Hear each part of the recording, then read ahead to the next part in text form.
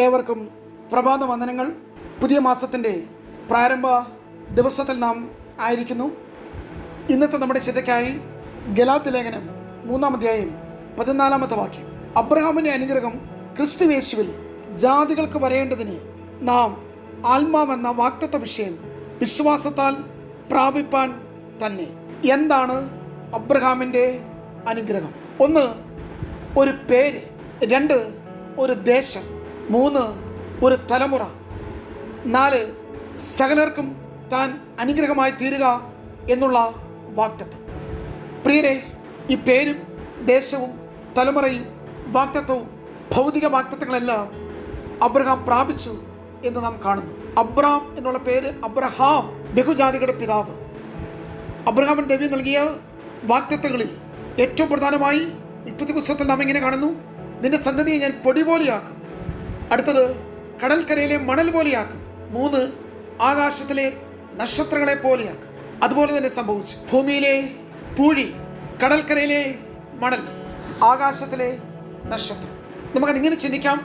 1, അത് ജഡത്തിൻ്റെ സന്തതിയായ ഇശ്മായേലും വാഗ്ദത്ത സന്തതിയായ ഇസ്ഹാക്കിൻ്റെ അനന്തരാവകാശികളായ ഇസ്രായേലും ആകാശത്തിലെ നക്ഷത്രങ്ങൾ അബ്രഹാമിൻ്റെ ആത്മീയ തലമുറയും എന്നിങ്ങനെ നമുക്ക് ഈ പൂഴിയെയും മണലിനെയും നക്ഷത്രത്തെയും നമുക്ക് ബന്ധപ്പെടുത്തി പറയുന്നതിൽ തെറ്റുണ്ടെന്ന് ചിന്തിക്കുന്നില്ല. നാം ഇപ്പോൾ പഠിച്ചത് ഒന്നൊരു പേരിനോട് ചേർന്ന് അബ്രഹാം വർദ്ധിക്കുകയാണ്. താൻ ദൈവത്തിൻ്റെ സ്നേഹിതൻ, വിശ്വാസികളുടെ പിതാവ്.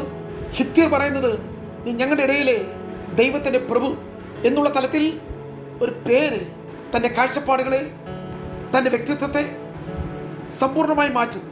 പ്രിയമുള്ളവരെ, നാം പുതിയ സൃഷ്ടിയാകുന്നതോടുകൂടി നമുക്കൊരു പുതിയ പേര് ലഭിക്കുന്നു.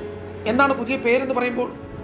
അതൊരു സ്വഭാവത്തെ, വ്യക്തിത്വത്തെ, നിലപാടിനെ, ജീവിതശൈലിയെ, പ്രാധാന്യതയെ, തിരഞ്ഞെടുപ്പിനെ ഒക്കെ നിർണ്ണയിക്കുന്നതാണ് ഒരു പേരിൻ്റെ പിന്നിലുള്ള ആശയം. ശീമോനെ പത്രോസാക്കി മാറ്റി, ശൗലിനെ പൗലോസാക്കി മാറ്റി, യാക്കോബിനെ ഇസ്രായേലായി മാറ്റി, ഇവിടെ അബ്രാമിനെ അബ്രഹാം എന്നാക്കി മാറ്റി. ആ പേരിനകത്ത് അനേക ജാതികൾ, രാജ്യങ്ങൾ, ബഹുവംശങ്ങൾ ഉത്ഭവിച്ചു. ഇത് അബ്രഹാമിൻ്റെ ഒരു വാഗ്ദത്തമാണ്, ഒരു അനുഗ്രഹമാണ്. പേര് മാറ്റുക, അതിൽ കൂടിയുള്ള വർധനവ്. 2, ഒരു ദേശമാണ്, ഒരു ലാൻഡ്, ഒരു ഭൗതിക കനാൻ, അല്ലെങ്കിൽ പാലും തേനും ഒഴുകുന്ന ഒരു സ്ഥലം, ഒരു geographical area. Palestine, promise land എന്ന് പറയുന്നു. അബ്രഹാമിന് ദൈവം നൽകിയ പഴയ നിയമ അനുഗ്രഹങ്ങളിൽ പേര് മാത്രമല്ല, ഒരു ദേശം ഉൾപ്പെട്ടിരുന്നു. കാണിപ്പാനിരിക്കുന്ന ദേശം, അത് അബ്രഹാമിന് ലഭിച്ചു. അത് മാത്രമാണോ? തൻ്റെ കൂടാരത്തിൽ ഉടമ്പടിയുടെ വാഗ്ദത്തങ്ങളുടെ സന്തതികൾ ജനിക്കുന്നു. അബ്രഹാം ഇസ്ഹാക്കിനോടും യാക്കോബിനോടും കൂടെ കൂടാരങ്ങളിൽ പാർത്തു എന്ന് കാണുന്നു. ഇസ്ഹാക്കിനെയും കണ്ടു, ഇസ്ഹാക്കിൻ്റെ മകനായ യാക്കോബിനെയും ഈ പിതാവ് കണ്ടു. അതുമാത്രമല്ല പ്രിയമുള്ളവരെ, തൻ്റെ ആത്മീക സന്തതി, വിശ്വാസ മക്കൾ, അതിൻ്റെ അർത്ഥം പുതിയ നിയമ ഇസ്രായേൽ, വീണ്ടും ജനനത്തിലൂടെ ദൈവരാജ്യത്തിലെ അംഗമായി തീരുന്ന, പുതുജനനത്തിലൂടെ ദൈവപുത്രന്മാരായി തീരുന്ന, പുതിയ സൃഷ്ടിയിലൂടെ നിത്യതയുടെ അവകാശികളായി തീരുന്ന അബ്രഹാമിൻ്റെ ആത്മീക തലമുറയും ആകാശത്തിലെ നക്ഷത്രങ്ങളെ എണ്ണി അബ്രഹാം തിരിച്ചറിഞ്ഞു. ഏത് കൂരിരുട്ടിലും ജ്വലിക്കുന്ന, ഏത് അന്ധതയിലും പ്രകാശിക്കുന്ന, എത്ര വലിയ കാർമേഘമാണെങ്കിലും അതിലൂടെ ശോഭ നൽകുന്ന ഒരു തലമുറ, ഒരു ആത്മീക തലമുറ. അതാണ് പുതിയ നിയമ സഭ. പേര്, ദേശം, തലമുറ. അതുമാത്രമല്ല, സകലവിധ ഭൗതിക സമൃദ്ധി. അവിടെ നമുക്കതിനെ സമ്പത്ത്, ധനം, ആടുമാടുകൾ, അല്ലെങ്കിൽ മൃഗസമ്പത്ത്, സ്വർണം, വെള്ളി, ഇപ്രകാരമുള്ള ഭൗതിക സമ്പത്തുകൾ. അബ്രഹാം സകലത്തിലും സമ്പന്നനായി തീർന്ന, ധനവാനായി തീർന്ന ഒരു വിശ്വാസി വീരനെയാണ് നമുക്ക് ഉൽപ്പത്തി പുസ്തകത്തിൽ കാണാൻ കഴിയുന്നത്. പക്ഷെ പൗലോസ് ഈ ചിന്തകളെ കുറച്ചുകൂടെ ഒരു വലിയ ക്യാൻവാസിലേക്ക്, വിശാലതയിലേക്ക് കൊണ്ടുവന്നു. അബ്രഹാമിൻ്റെ അനുഗ്രഹം ക്രിസ്തുയേശുവിൽ ജാതികൾക്ക് വരേണ്ടതിന്. അവിടെ യേശുക്രിസ്തു മുഖാന്തരം യഹൂദനെയും വിജാതിയരെയും 2 കൈനീട്ടി ഒരുപോലെ ഉൾക്കൊള്ളുന്ന, സ്വീകരിക്കുന്ന, പൗലോസിന്റെ ഭാഷയിൽ പറഞ്ഞാൽ ഇരു കൂട്ടർക്കും സമാധാനം സുവിശേഷിക്കുന്നു. വേർപാടിന് നടിച്ചവർ ഇടിച്ചു കളയുന്നു. അവിടെ എല്ലാവരെയും പുതിയ സൃഷ്ടിയാക്കുന്നു, പുതിയ മനുഷ്യനാക്കുന്നു, ഒരു ശരീരമാക്കുന്നു.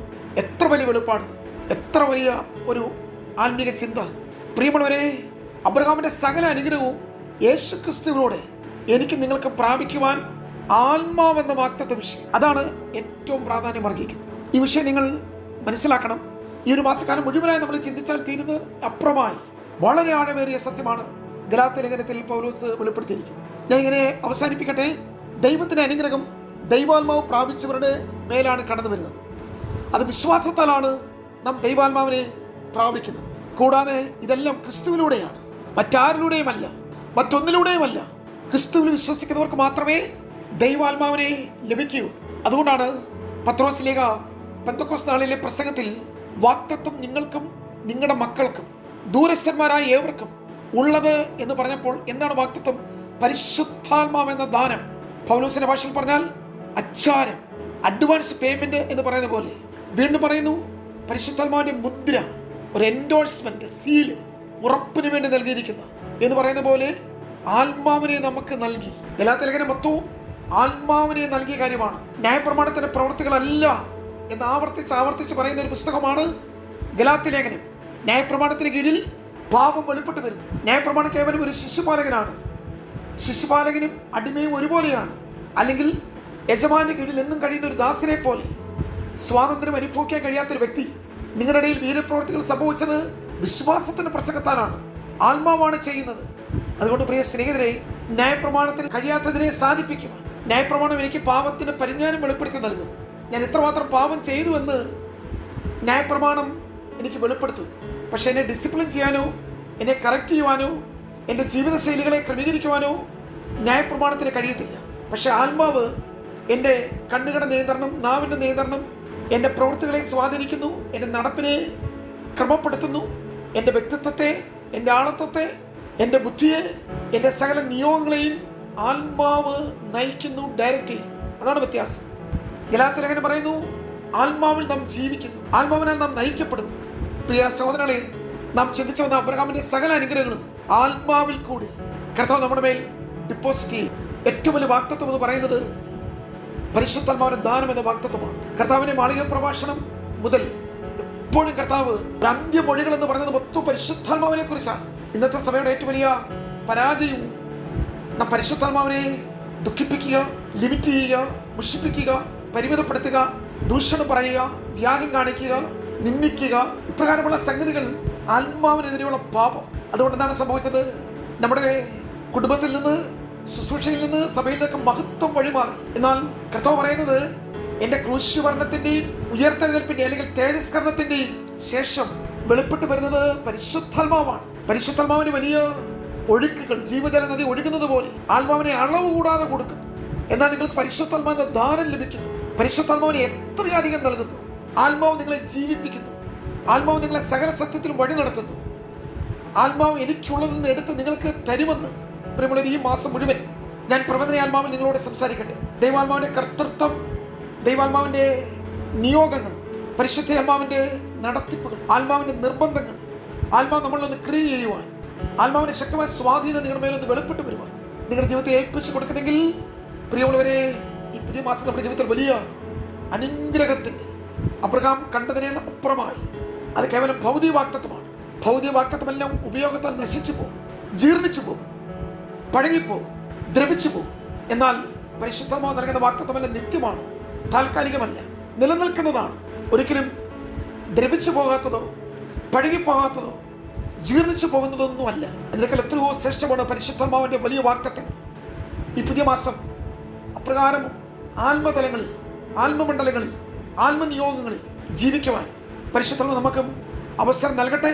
യേശു ആത്മാവിന്റെ നിയോഗത്തോടെ മുൻപോട്ട് പോയി എന്ന് വായിക്കുന്നു. ആത്മാവ് നിർബന്ധിച്ചു, ആത്മശക്തി.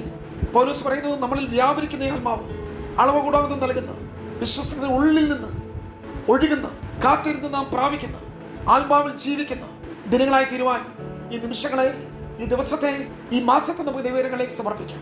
അപ്രകാരമുള്ള അനുഗ്രഹങ്ങൾ നാം അനുഭവിക്കുവാൻ കർത്താവ് സഹായിക്കട്ടെ. അബ്രഹാമിനുണ്ടായിരുന്ന സകല അനുഗ്രഹങ്ങളും ക്രിസ്തുയേശുവിലൂടെ നിങ്ങളുടെ അക്കൗണ്ടിലേക്ക് ക്രെഡിറ്റ് ചെയ്യപ്പെട്ടിരിക്കുന്നു. അത് മുഴുവൻ പരിശുദ്ധാത്മാവാണ്. ആ പരിശുദ്ധാത്മാവിന്റെ സന്തോഷം ഇത് നമുക്ക് അനുഭവിക്കാം. God bless you.